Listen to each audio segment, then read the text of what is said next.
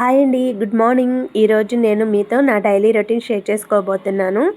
Morning లేవగానే నేను first full glass lemon with hot water తాగిన తర్వాత నేను నా పని స్టార్ట్ చేశాను. చకచకా అంట్లన్నీ కడిగేసాను, పొటాటో కట్ చేశాను. ఈరోజు మా పిల్లలకి ఎంతో ఇష్టమైన పొటాటో కర్రీ రెడీ చేస్తున్నాను. పొటాటో ఫ్రై అండి, కర్రీ కూడా వాళ్ళు తినరు.